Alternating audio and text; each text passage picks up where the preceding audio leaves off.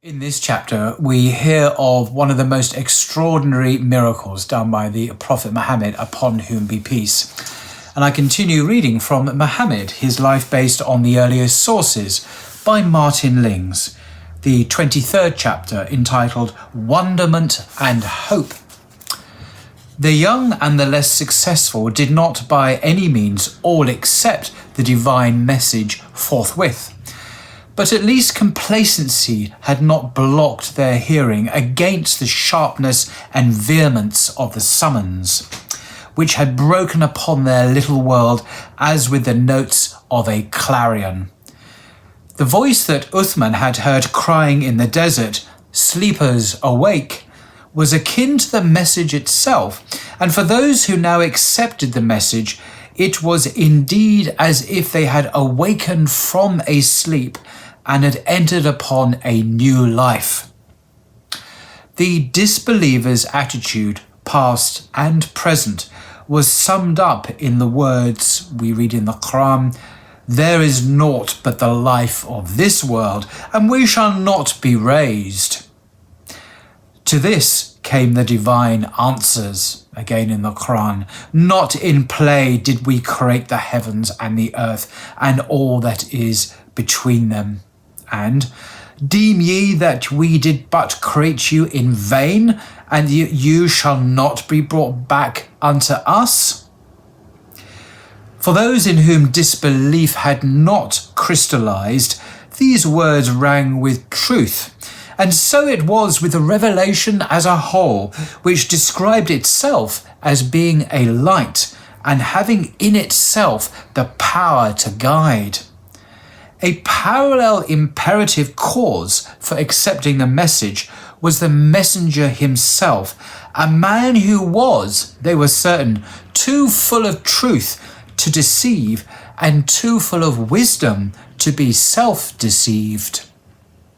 The message contained a warning and a promise.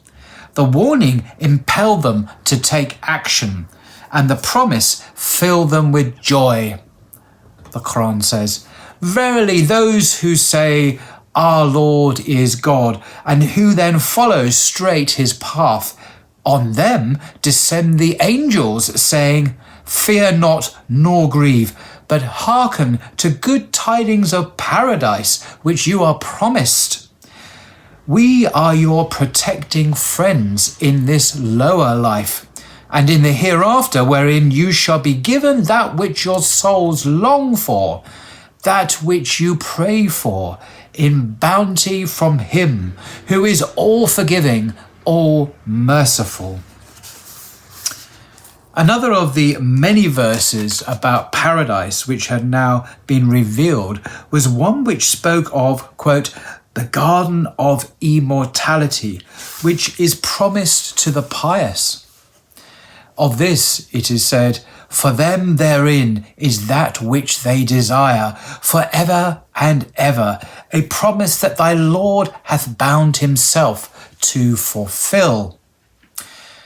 The true believers are defined as they who set their hopes on meeting us, whereas the disbelievers are they who set not their hopes on meeting us, and who are satisfied with this lower life, and find their deepest peace therein, and fail to treat our signs as signs. The believer's attitude must be the opposite in every way. An aspect of the dreamlike illusion in which the infidels were sunk was to take for granted the blessings of nature. To be awake to reality meant not only shifting one's hopes from this world to the next, but also marveling in this world at the signs of God which are here manifest. The Quran says, "Blessed is he who hath placed in the heavens the constellations of the zodiac, and hath placed therein a lamp and a light-giving moon. And he it is who hath made the night and the day to succeed one another, as a sign for him who would reflect or give thanks." The leaders of Quraysh had asked defiantly for signs such as the descent of an angel to confirm the prophethood of Muhammad and the rising of Muhammad up to heaven.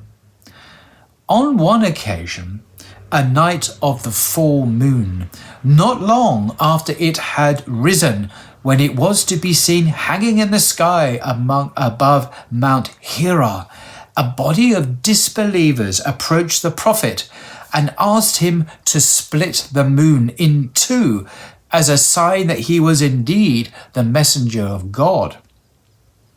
Many others were also present, including believers and hesitants, and when the demand was made, all eyes turned towards the luminary. Great was their amazement to see it divide into two halves, which drew away from each other until there was half a moon shining brightly on either side of the mountain. "Bear ye witness," the prophet said. But those who had made the demand rejected this optic miracle as mere magic, saying that he had cast a spell over them. The believers, on the other hand, rejoiced, and some of the hesitants entered Islam, while others came nearer to doing so. The immediate heavenly response to a derisive challenge was an exception. This immediate heavenly response was an exception. Others of the signs demanded by Quraysh were in fact given, but not exactly as they had asked, and not in their time, but God's. There were also many lesser miracles which only the believers witnessed.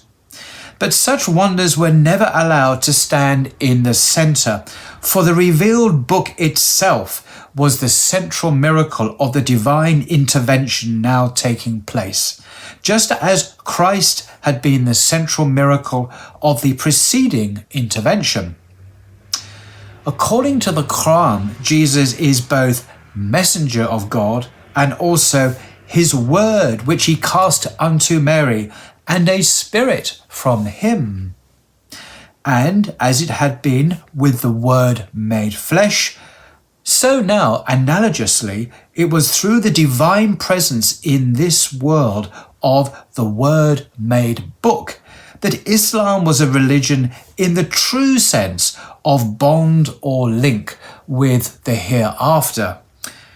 One of the functions of the word made book, with a view to the primordial religion that Islam claimed to be, was to reawaken in man his primeval sense of wonderment, which, with the passage of time, had become dimmed or misdirected.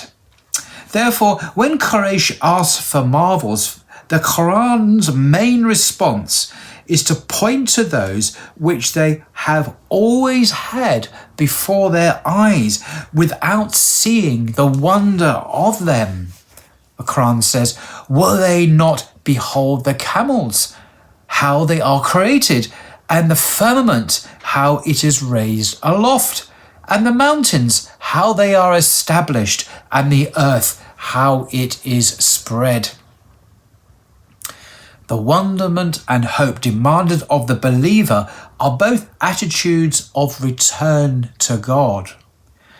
The sacrament of thanksgiving, to say, "Praise be to God, the Lord of the worlds," includes wonder and takes the thing praised, and with it the praiser, back to the transcendent origin of all good. The sacrament of consecration, to say, "In the name of God, the infinitely good, the all-merciful," precipitates the soul in the same direction upon the same stream of hope. On this path of return, the basic prayer of Islam is centered, Al-Fatiha, the opening, so called because it is the first chapter of the Quran. Praise be to God, the Lord of the worlds, the infinitely good, the all-merciful, master of the day of judgment. Thee we worship, and in thee we seek help. Guide us upon the straight path, the path of those on whom thy grace is, not those on whom thine anger is, nor those who are astray.